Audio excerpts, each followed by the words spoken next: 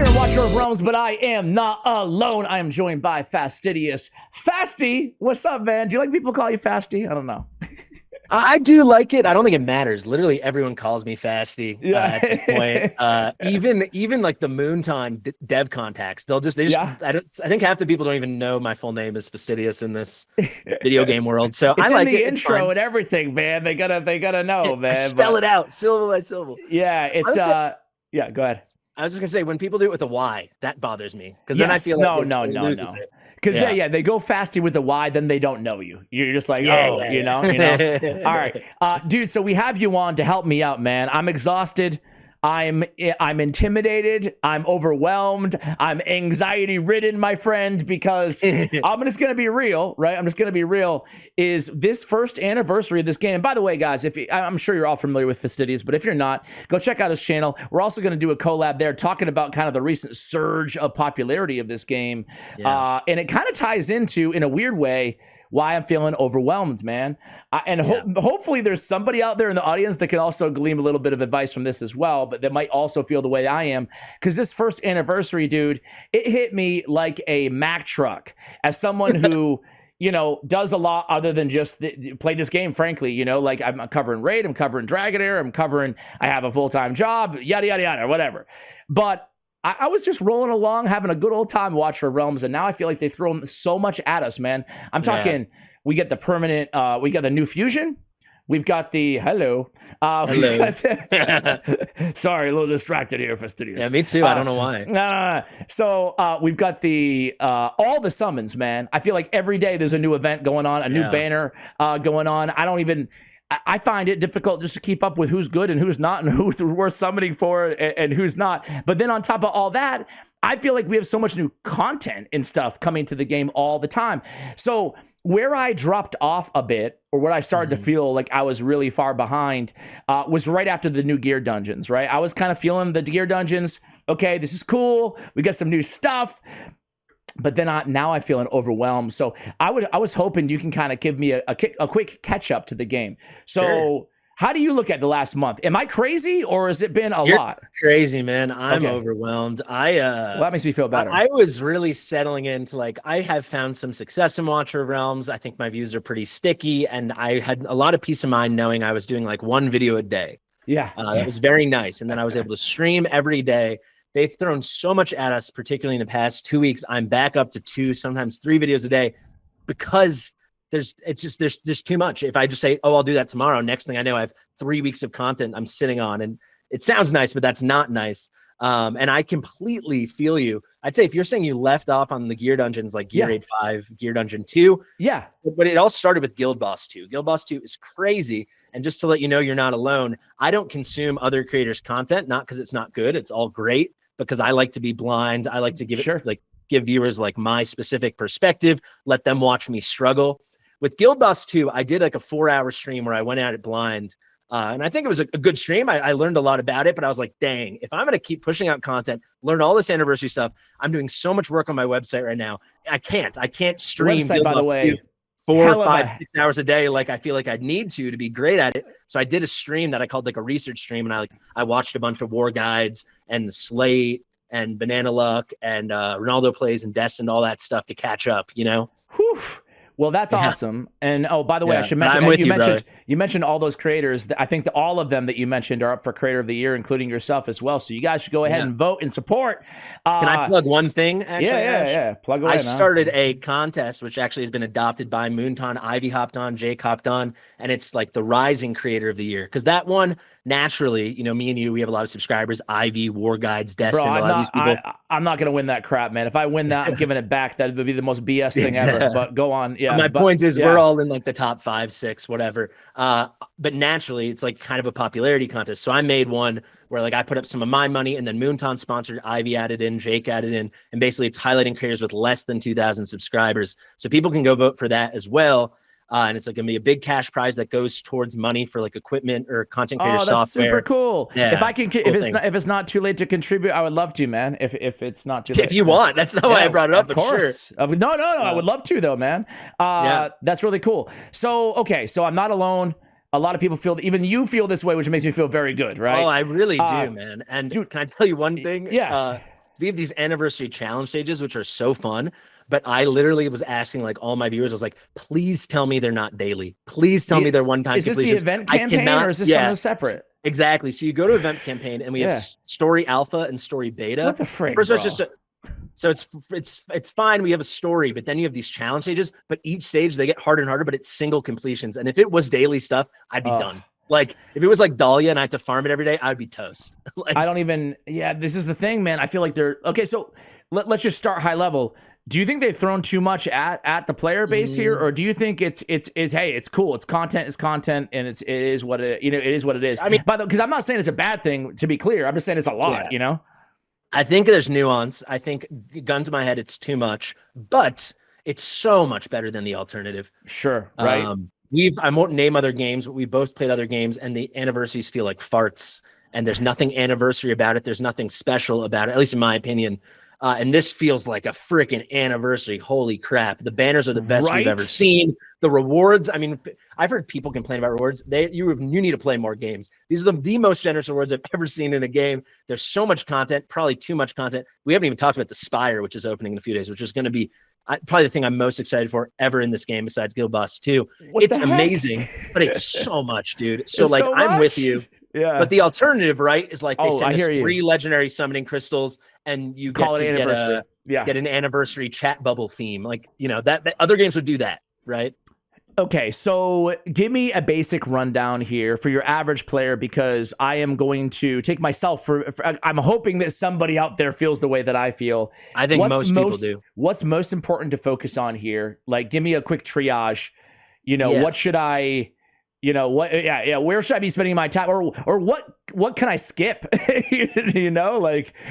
What's most important? Yeah. The good news is you don't have to do like the beta. It looks like a lot because beta opened today, or 2 days ago. Excuse me, it was opened on the 27th. So you had like a week with just alpha. The chapter stories are pretty easy. The thing people might struggle with is all your like gear and artifacts and skill levels are like neutralized in your awakenings. And it's a nice thing because they're trying to bring in a lot of new players. So this will allow new players, assuming they pull some solid heroes, they'll at least get pretty far in it. That changes in challenge mode. Challenge mode is challenging, especially 8 and then 9 and 10 are a whole nother beast. But for the chapter completions, which have solid rewards, it's good. Just make sure you knock that out before the end of the anniversary, which, I mean, that was actually perfect time. I was going to say, once you finish the battle, we can see how long it goes until it's at least like 2 more weeks. If you go complete, you go to the main thing, you'll see when these things close. Yeah, and let us know, by the way, you guys, let us know how you feel in the comments. If any of you guys feel overwhelmed or if you're just enjoying this stuff. So it's 15 days. So you're right. Exactly. So you can away at it. And the cool thing is, the challenge stuff's hard and it might take people time. Like clearing stage 10 took me like 45 minutes and I have a very good account. A lot of people won't even be able to do it. But you can just chip away at that over days and days. The story chapters, as long as if you've been playing for over a month or 2 months, you'll have a developed enough account, you can clear it. Just make sure you finish it before the end of the event. The hard thing I would say that I'm actually struggling, we can visit this together. Once you claim that, if you go to the quests, that has the really hyper sexy Idril skin at the end. I can't even there's so much I can't even find half this stuff. But sorry, But, okay. These getting all these cakes and you need to get 60 for the max rewards. There's like a lot of them you'll do without trying, like almost all of them. There's a lot you'll probably at some point, and again, you have till the end of the event, just check in because some of them are like, do this X number of times or do this. Definitely make sure you hit those. At the very least, if you want to go back there for 1 second, at 30 cakes, which I think everyone should be able to get, if you go to quests, if you go to quests, you'll get this tortoise dragon looking guy. Oh, it's at 50, excuse me. 50, I still think most players, not everybody, but most players, this is crazy. Oh, the mount. So whenever you get flaming meteorites, meteorites, you get 2 bonus ones. So on average, I'll just use Nightmare because that's what I do. You get like 278 a week. I'm sure it's less. Obviously, it's going to be less for hard and brutal and stuff. But if you do this, like 2 extra every time you get some, it's going to come out to like at least 1 more summons worth. To me, that's huge because exclusive artifacts are really game changing. Just getting this far, making sure you track your cakes. I'd say that's key thing number 2, actually, because what you just clicked on is the number 1 thing. And that's where I should have started, which is Helga. Especially for new players. That's going to be on the main page we were at and then the top left. Yeah. So this is like in Raid, you would call it like a fragment fusion. We call it a shard summoning event. She is so good. Like, you can go back when I made a video on her in January when she first came to For Honor as a fusion, and Bunny, like our dev contact, messaged me saying, "Hey, you should cover Helga." And usually, this, Ash, if she says that, it means, oh, maybe it's coming soon. So I was like, I'm gonna cover this. Yeah. I made this guide. It got like 11 or 12,000 views. People got all hyped up. And then as I'm like making the guide and I'm seeing the response, I'm like, shoot, dude, I made this guide. I showed how good she is. She's too good. We're not going to get her as a fusion. And we waited months and months, right? This was in January, but she did come and she's still that good. They haven't nerfed her. Okay, I was going to ask if they didn't touch her at all. Okay, cool. She is so good, man. She's how does she tier, fighter wise? How does she, is she like top tier, S tier? Definitely at least S. Probably will be S, but the thing she's good at, she's a definitive S plus. Like, for Sticks Boss, she will be on all the meta teams, even for like the very, very, very best players in the world. Players that have spent $100,000, they'll still use this free hero. She's that good. Okay. All right. For Sticks, she'll be just for a normal player, which is a lot of people who are going to get her because she's like a free fusion hero, but she's amazing. You'll use her like everywhere. But the places where she shines, she is absolutely going to shine. She's gonna be really good in like Gear Dungeon 2 if you want to use her on top. She's gonna be really incredible for progression for Artifact Material Raid. She's actually gonna be really, really good for Guild Boss 2 because she puts out like so many stuns. And she's the kind of hero, I call them like evergreen heroes. Like, some heroes can get power crept. Her kit's unique enough. I don't see how she's getting power crept.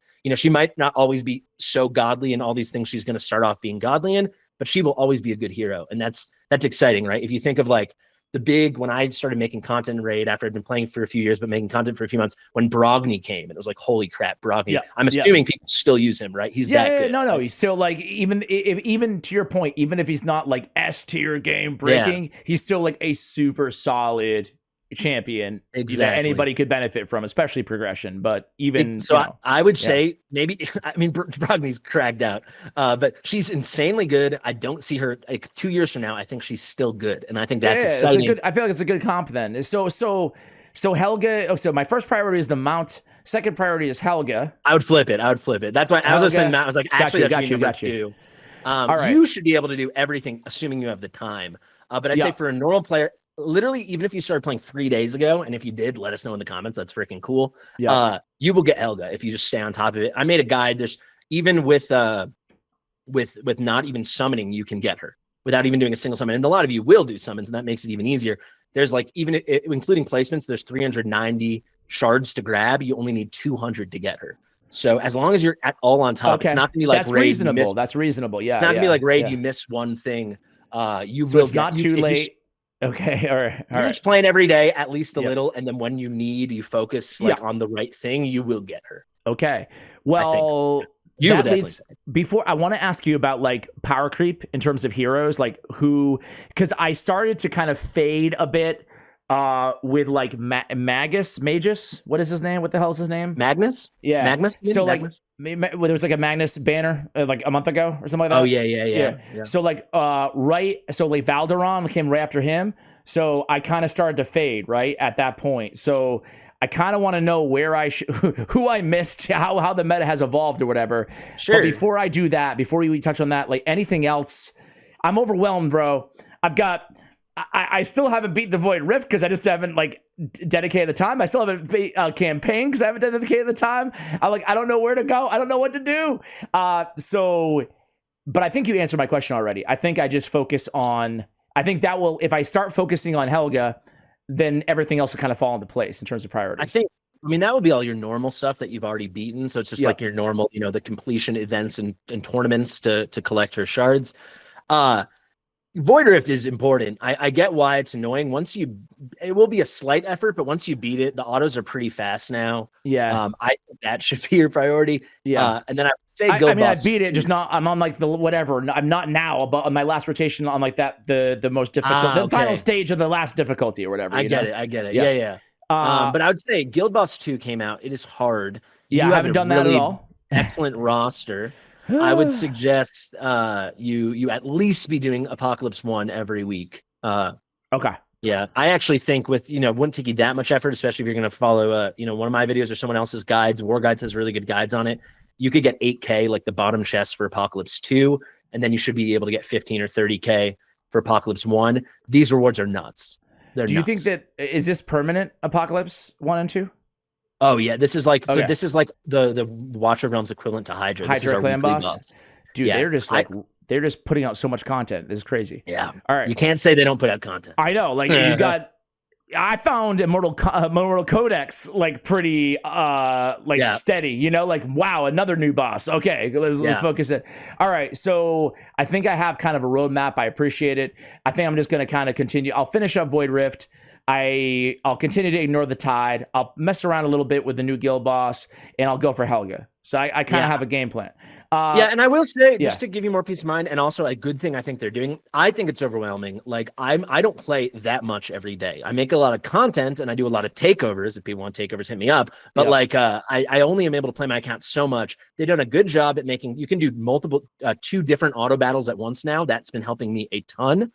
Oh, really? So I can like farm while you're running a background 3? auto battle, as long as you don't take gear off those heroes, you can even use the same heroes. So like I will do my arena while I'm farming gear, or while I do Void Rift, I'll have my faction trials in the background. I totally missed that. When was that? Like was that don't tell me it was like a month away. Ago? Oh my I have a video God. on that if you're curious. No one was talking about it. Like, and I made a video. I was like, how is no one talking about this? It's the best thing in any game I've ever played. Like, dude, that's insane. And how did I miss it? It saves me. And it's some days I would miss stuff. Now I don't miss stuff because of that. That's how I would put it. Okay, that will be a big game changer. How the heck did I miss that? But again, man, it's like yeah. I can show you it another time too if you want. Okay. The final thing I would say is they've done a really good job at like making things long. So like Immortal Codex, you have 2 weeks to do it. The gear dungeons, you have 40 days. So like that expires after Sunday. I still haven't fully farmed them. I set my teams up, but I need to sit down and do my 100 How do you battles. feel about the times on those? How do you feel about Well, why can't they just be permanent? It's a genuine question. Because it resets, you get more keys. You get to do it again. Just the keys. So why couldn't they just why couldn't they just cost like energy or stamina? You know, or what I think would be cool is basically after Sunday, your keys will go with the cycling keys will go away. It'd be cool if I could just not do it and let them stack up. I think it's to encourage people. Then you can't just like stack them up forever until you're able to beat the top level. But I hear what you're saying. I think it's 40 days, so I think that's pretty fair. But like I am. I've waited 38 days. I'm gonna finally do it tonight. And here I am asking for something permanently after I can't keep up with anything in the game. So we'll be cool. Come on, Mouton. We'll make it permanent. Add more stuff. All right. So, dude, talk about power creep in the game, man. Who is the GOATs? I look at your tier list all the time. And I feel like there's new names creeping up there every other day. As a matter of fact, we just got. Is this the second unnamed in the game? Why can't I scroll? Why can't I scroll right now? There we go. Come on. There we go. We have a new unnamed, and there's a banner for him right now, right? He's cracked. Yeah, he's cracked. Oh my God, dude. All right, so talk to me about really quick. Go back to your merit. I want to show you. I bet you haven't seen. Go on the right where it says skins. Oh. Yeah, you won't believe it. Just click it. What is this?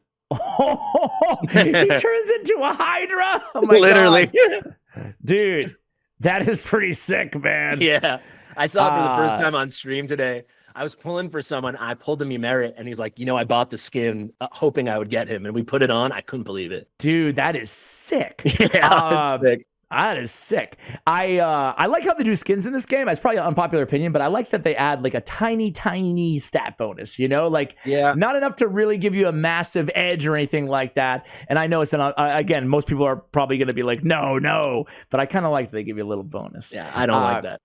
I'm sure I would imagine most people don't, but like to me, even though I'm a dirty Kraken, but like, I guess that's part of the dirty whale thing, right? Is like, I like to get a little more than just a skin. I like that it's small. I don't know if you remember way back. This would have been right when you started playing in October. There was the first skin was a Zila 2 Halloween skin. And we found out it would have stats. And I made these videos ranting. And I was like, this is a slippery slope. They're introducing these low stats. And it stayed there. It did stay. They haven't increased the stats at all. So if it keeps like this forever, then I don't care. But at that point, I'm like, it's so little. Why even add it in the first place? Here's what I have to say.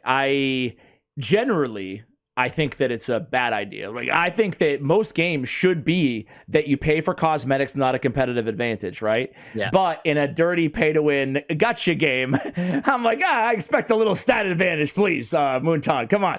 But I digress. Talk to me about the new fusion, Micah. She's so good. I've got a guide on her. I highly, not to keep plugging it, I just have a lot of guides. She's awesome. I really like her.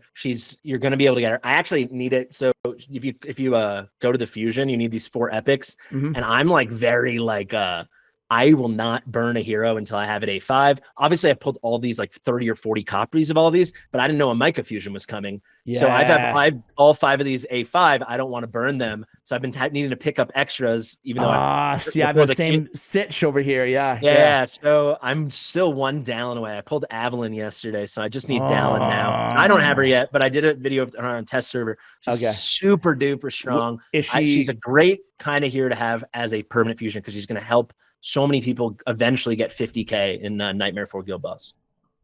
Okay. Is she better than, is she on the same, I should not better than, but is she on the same, knowing nothing, is she on the same level as a Hex?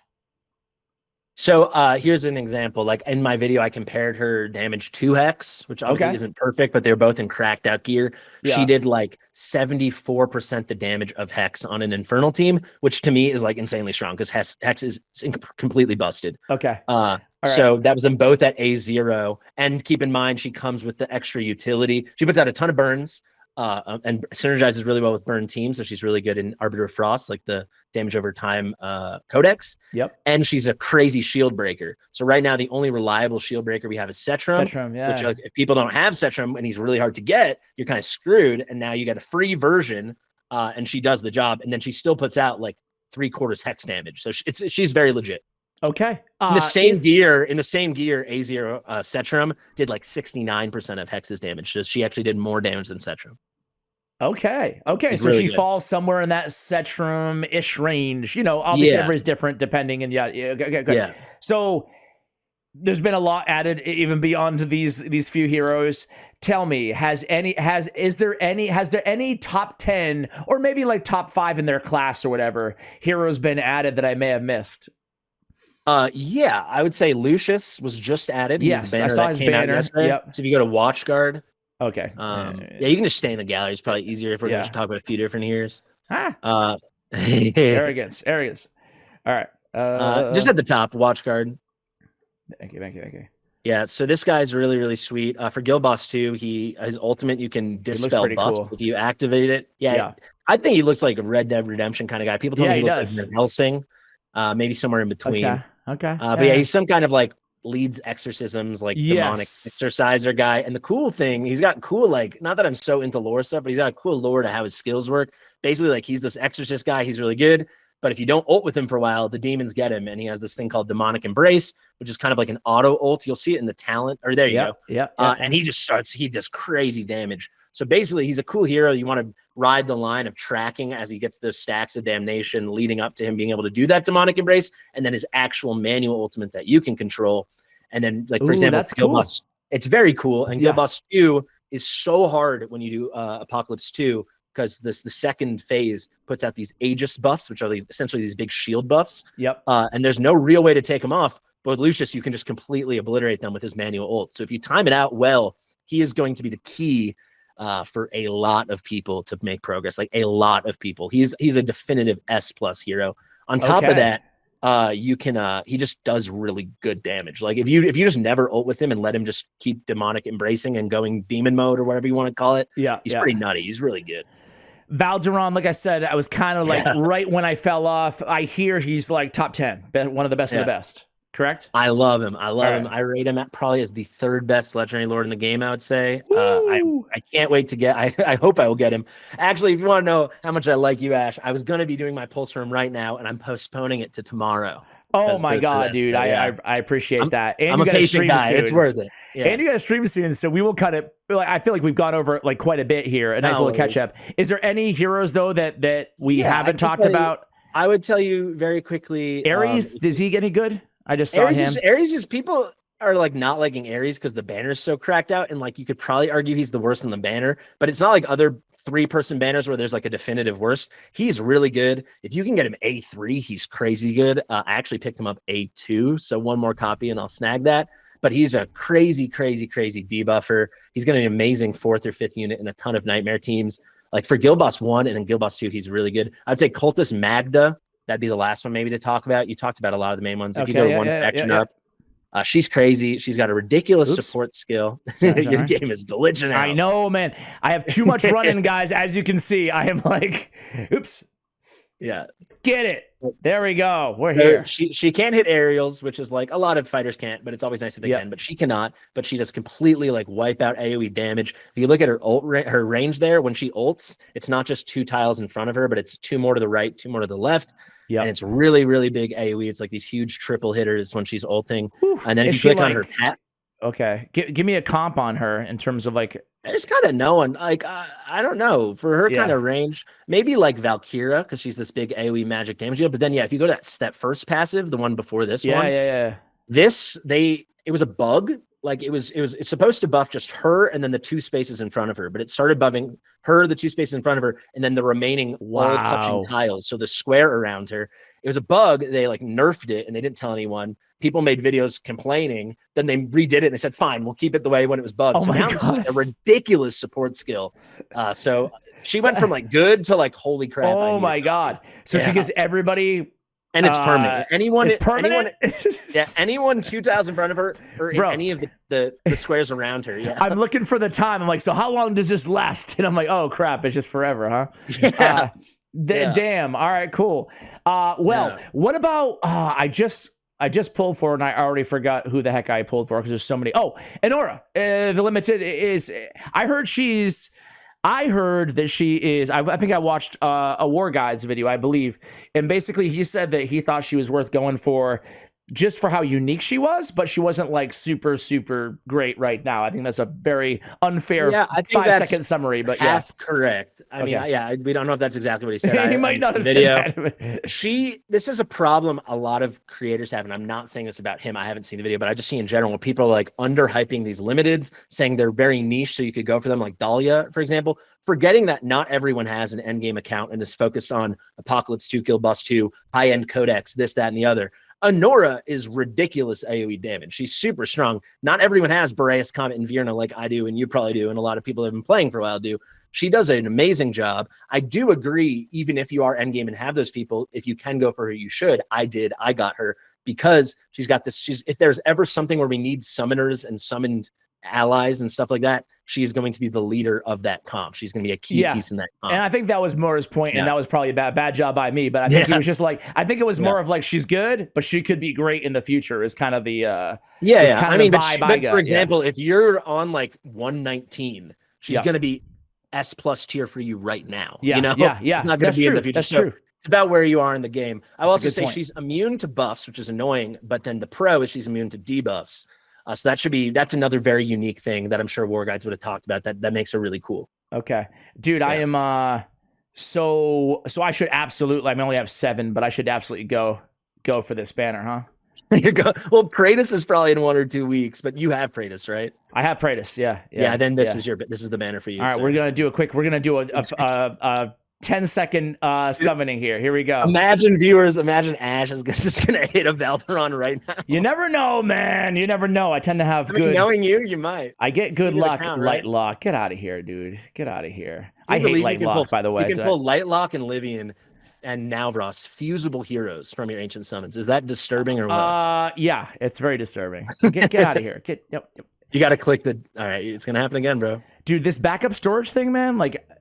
I'm not trying to complain too much about it, but it's just like, well, you're not bad. I'm still making room. I'm still having to make room all the time, but you're not. You're like, wait a second. Now it's gonna pop up. It's gonna pop up right now. Maybe it won't. Maybe because maybe you just forced it out. Normally, you have to say do not show prompt again, and then you don't have to deal with it. I love the backup storage. Just treat it like a vault. Granted, you can't put things in and out, but I know. For me, it's game changing.